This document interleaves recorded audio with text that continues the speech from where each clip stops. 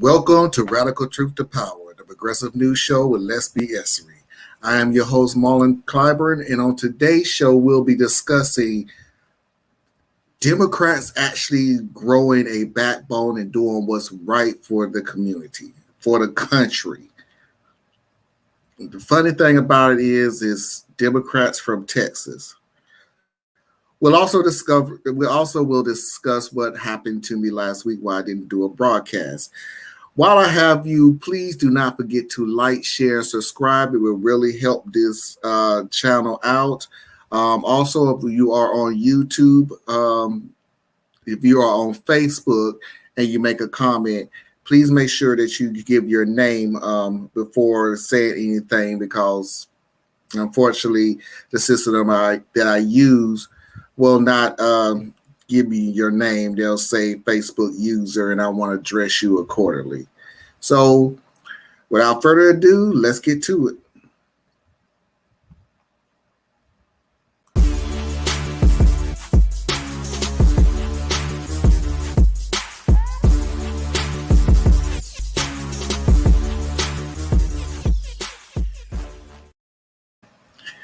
Now, before we get into the story of the Texas Democrat legislators walking out during a bill reading, which I want to read what exactly it is that they walked out on. And it's called the SB 7, better known as the Election Integrity Protection Act. Some of the things that was in that bill would have been banning 24-hour voting and drive-through voting, which discriminates mostly against people of color. It will make it a crime to aggregate ballots for candidates, which is known as vote harvesting, in addition to creating at least 10 categories of new and enhanced criminal penalties related to the election. This legislation will protect partisan poll watchers by criminalizing elected officials who reject designated watchers. So in other words, if you have a Republican poll watcher at a poll and he's clearly threatening or coming off as being threatening to anybody else, this bill would have created a crime for elected officials to remove him from the site because he's partisan. So the bill will also block Sunday voting before 1 p.m., which the Democrats said will stifle souls to the polls. Again, this bill specifically is making it tougher on minorities in Texas to vote, which was the point. Anything that they found that was helping with these record number of votes that came out, they're now trying to do their best to make sure that they're blocking those efforts from ever happening again. One other part of the bill, which was voted on late Sunday, the Republican legislators in Texas slid this in at the 12th hour.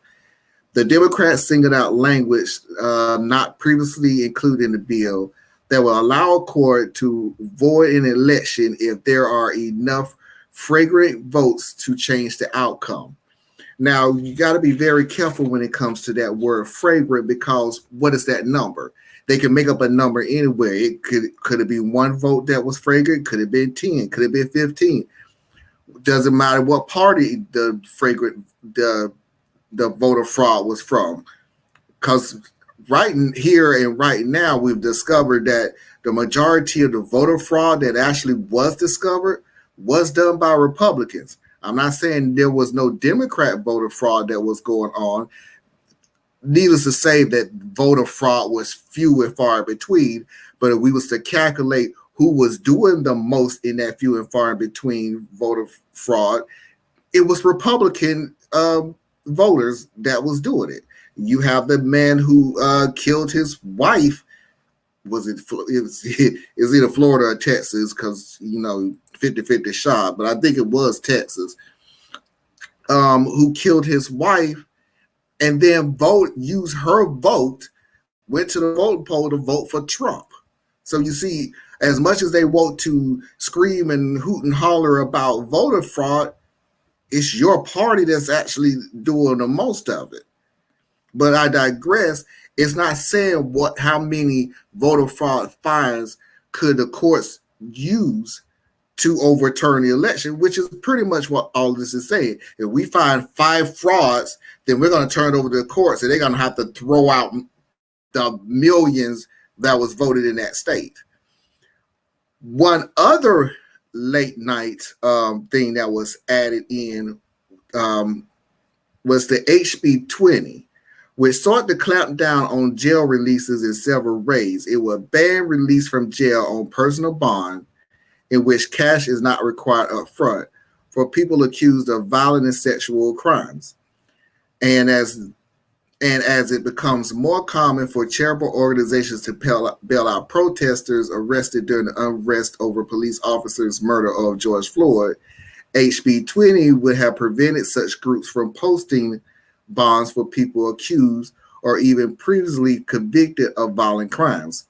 Any group could still have posted bail for up to 3 people every 6 months, and religious organizations were exempt from this restriction. So remember when I was talking about the black coats a while back, right before the Jim Crow laws, is you can make a crime out of anything.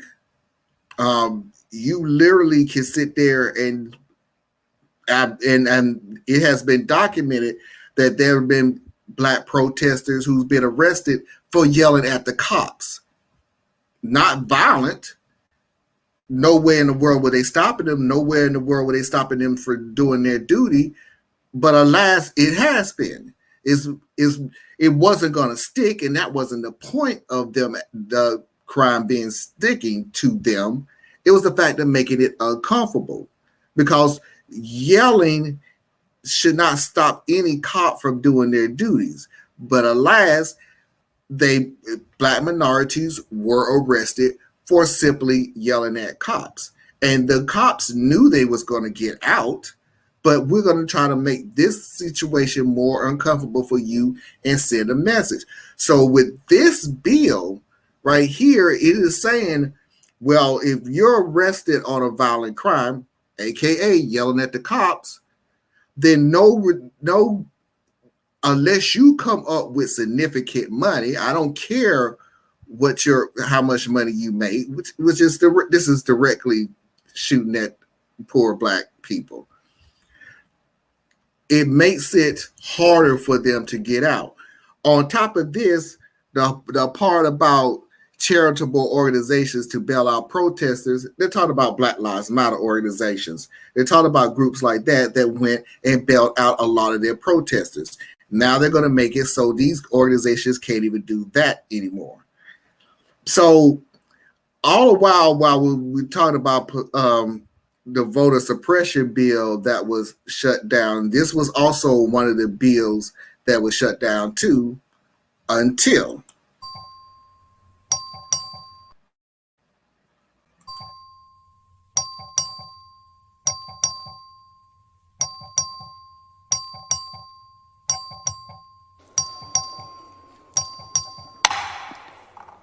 there are 86 ayes, 0 nays. The motion to excuse fails for lack of quorum.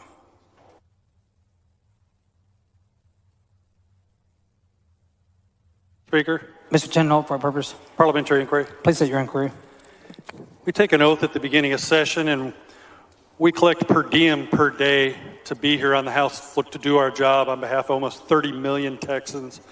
Am I seeing that we don't have a quorum, and essentially it looks to me like the Democrats left the House floor and they're neglecting their duty that they swore an oath to do? Mr. Tinderholt, that's not a proper parliamentary inquiry.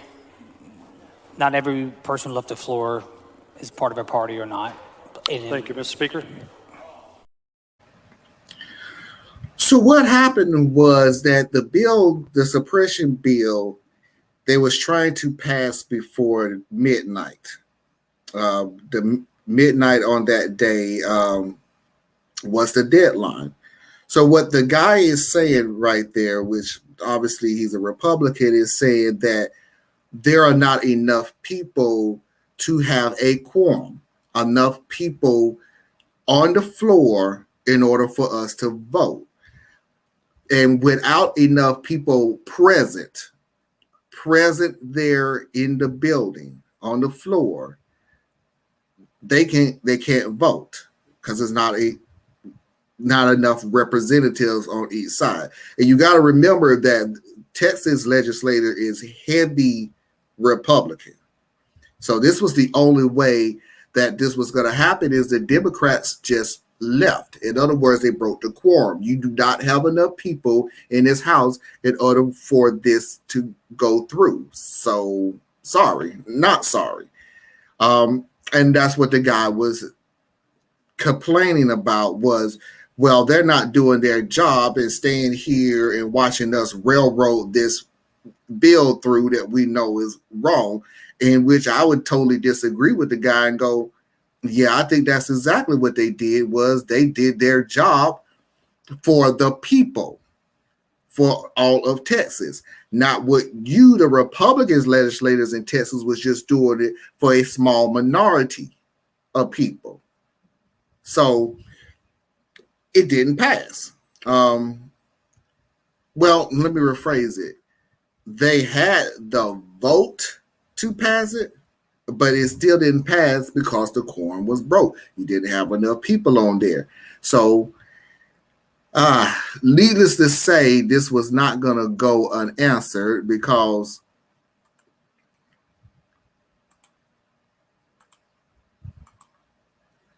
the Texas governor said he plans to strip the legislator pay after Democrats staged a walkout to prevent restrictive voters laws from passing.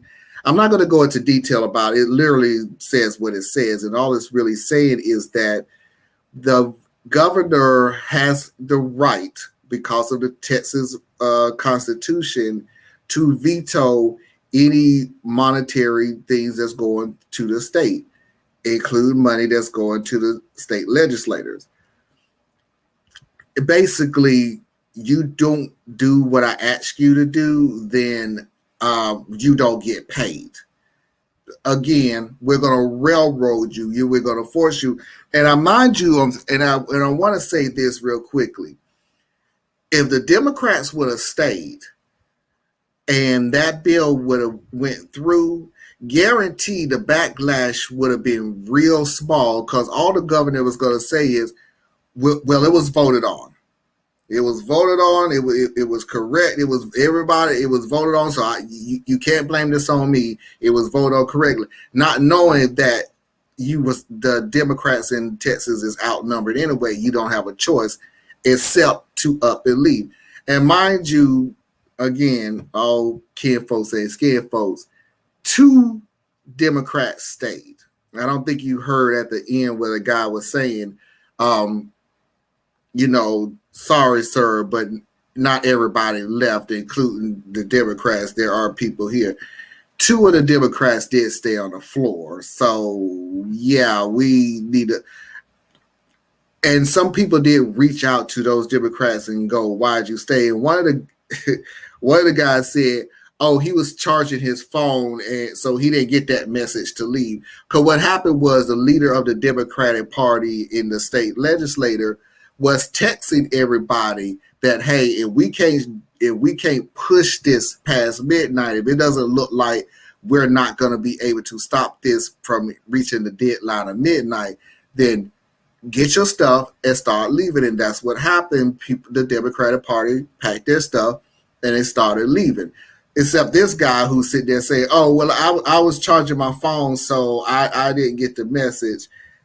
Yeah, you probably did get the message, but we got Joe Manchin, we got people who are Democrats in name and name only. But I digress. That is the reason why it didn't pass. And now it does have a way of passing. There's going to be a special they're going to move it up where they're going to have another session put together, another special session put together, and the governor has already said that he's going to add those two bills back in. So one small victory. It worked. I appreciate it, but it's not over, folks. We still got to keep fighting.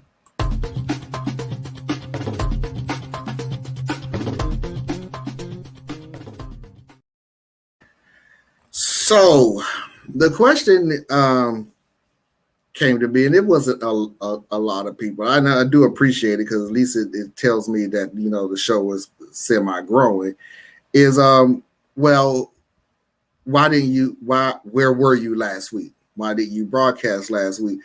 And it's more or less they was telling me on a business point of view, because when you start things like this and you're on YouTube and this is something that you want to do and not only get your voice out, but eventually start getting paid for doing this so you could do more, so you can have better quality. So you're not using your money to get better equipment, better lighting, things like that.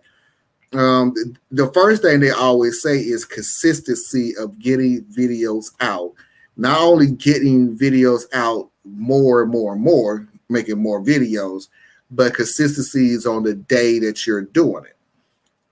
So you have to stick to a plan, and that's why I always said I'm going to do mine Wednesday at 7 o'clock. I'm going to do a video every week.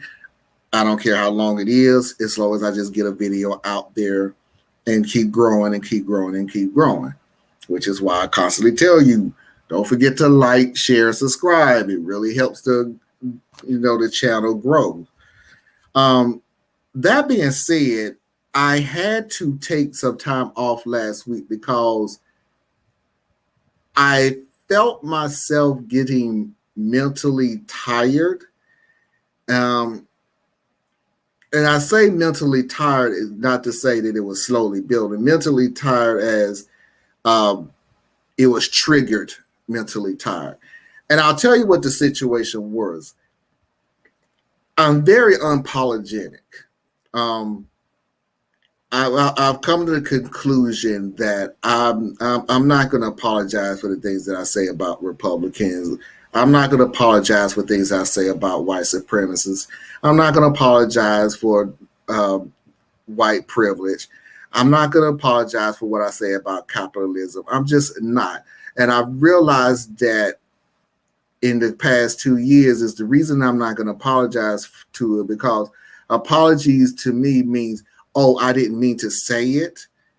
And more or less, I grew to understand that when Republicans do something, they like to use the thing where the only reason this is happening is because the Democrats or the black people or minorities said or did this or whatever. And I've come to the conclusion that's a bold-faced lie. You're going to do it anyway. And just the funny thing about it is just this right here, the voter suppression thing. You can yell at the top of your lungs that we didn't find any voter suppression. We didn't find any voter fraud. It was no widespread voter fraud, but here you are going on 3 states right now who is trying to stop something that doesn't exist. Basically, you're going to do it anyway. That being said, I thought all I just said, I'm not apologizing for voter suppression. I'm not apologizing for what I say about Trump, what I say about Biden, what I say about Obama. I'm just not. It's my truth, and I feel like I have the right to say it since it's my show, but also it's because of how I feel. That being said, out of all the things that I have said, out of all the things that I have talked about, the people that I talked about, do you know the one statement I made that got the most amount of people talking back, backlash, whatever you want to call it? I said, and I quote, "It kills me when I see a man sitting in a car and while the woman is pumping gas." That statement got the biggest backlash. Nothing that I said was political, but that got the biggest backlash of everything. So I can say Biden should do a whole lot better job. I get, yeah, true. Trump is a white supremacist and he, terrible. Yeah, that's true. Men should not sit in the car while a woman pumping gas. Oh, you're sexist. Oh my God, you're old. It was the biggest backlash in the world that I've ever seen. And I just like, this is stupid. This is really, really stupid. But I know why, simply because I did take a break. Okay. I did go back on and did say, look, if you have a understanding with your significant other, so be it. Which I should have said, look, if you have an understanding with your significant other, then obviously I'm not talking about you. Well, I hope the guy don't have to be in a wheelchair or something like that. If the guy's in a wheelchair and the woman's pumping gas, obviously I'm not talking about him. And that is why I was so frustrated, so irritated, is you can have 50,000 reasons to negate what I said, and all of them would be correct. But obviously, if any of those things, I wasn't talking about you.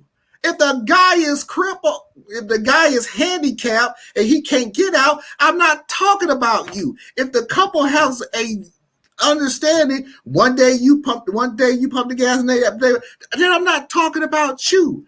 That's the one thing. Get off your high horse and think that you're saying something interesting when you're not. You're just reaching. Number two, and most important of them all, at any time that I say a man should do this, or it would be correct if a man does that, at no point am I saying because a woman can't. That is never anything that I said. I cut the grass in this family. That doesn't mean my wife can't. I cook. That doesn't mean my wife can't. That we have gotten so poor that every little thing has to be an insult where there isn't an insult. I enjoy doing the things that I was brought up to do. I like pumping the gas for my wife. I like cutting the grass for the house. I'm building a deck right now. Does that mean my wife can't build a deck? No, because she can learn the exact same way I do. So just because I always say I think a man should be able to do this and do that is more or less a call of, I think we've lost a little bit of chivalry in there, and a lot less of because the little old woman can't do it. Get off your high horse. Ain't nobody putting you down. You can do whatever it is that you want to do. But my most important thing that triggered me to take a week off was the last statement of, well, maybe you shouldn't post on here, you should go somewhere else. I don't know who the fuck he was talking to, but there is absolutely nothing that I can't say when I want to say it and where I want to say it. If I'm not insulting anybody, which I didn't insult anybody when I said what I said, I'm not going to sit here and let anybody else decide when and where I'm going to post. If it was so bad, I'm pretty sure Facebook would have kicked me off, because let's call it the way it is. Facebook is kicking people off left and right. And that's a friend of mine got kicked off of Facebook for something else, and it had nothing to do with nothing. He used a word, and Facebook kicked him off because of the word. It wasn't even an insulting word. It was an adjective. But I digress. If I was saying something so horrific, so terrible, so sexist, I'm pretty sure Facebook would have kicked me off. They have the algorithm to do that. So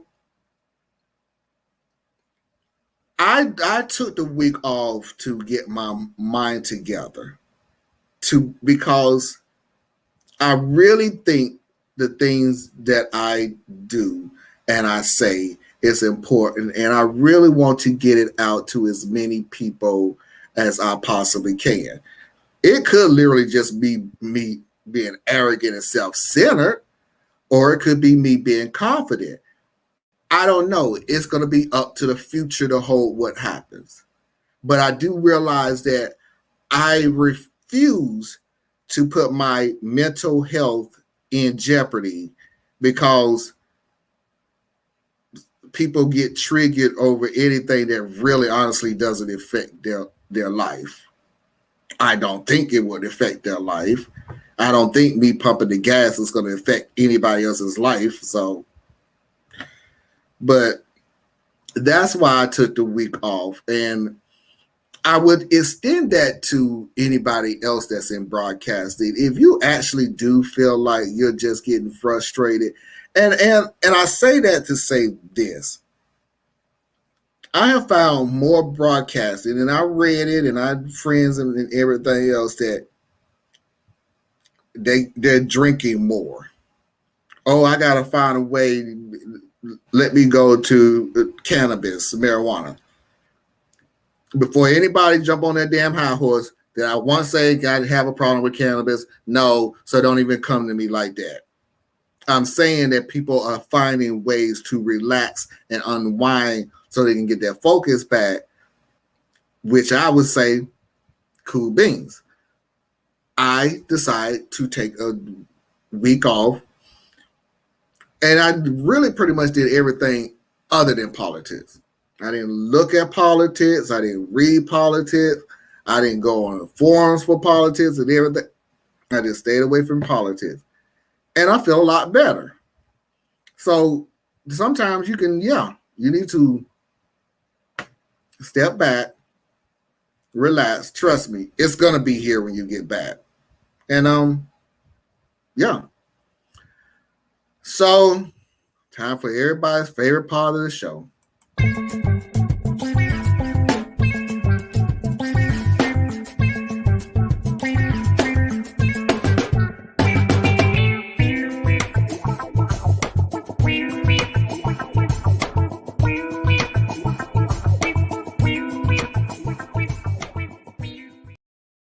Foxy's video of the week, where Foxy gives me a video to respond to react to. So here's Foxy's video for this week.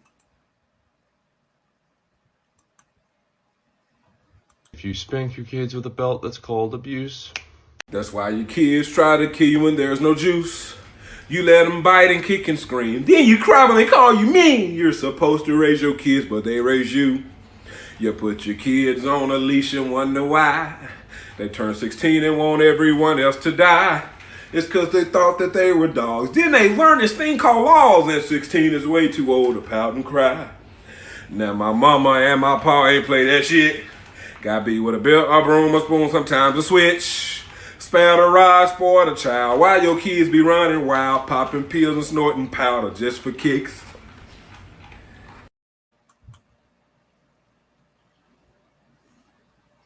Yeah.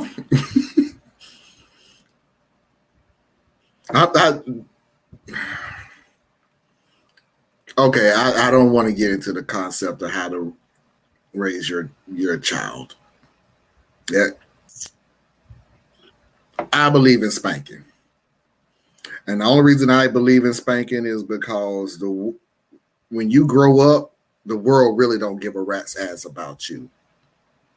They don't. I call it discipline. You can call it abuse. You can call it whatever you want to. Just don't get into my business, and I won't get into yours. Having said that, come on, y'all. I knew something was going on when I'm starting to see these kids on leashes. Really? You're treating your child like an animal, and you weren't about abuse, but you're treating your child like it's a dog. And I'm not even gonna get into timeouts and everything. I'm not gonna get into it, but that guy is absolutely correct. He's correct. I don't have anything bad to say about it. So, guys, that is my show for today. And thank you for continuing to support this channel. Thank you for continuing to support me. My name is Marlon. Please do not forget to like, share, and subscribe. And until next time, I'll see you when I see you. Peace.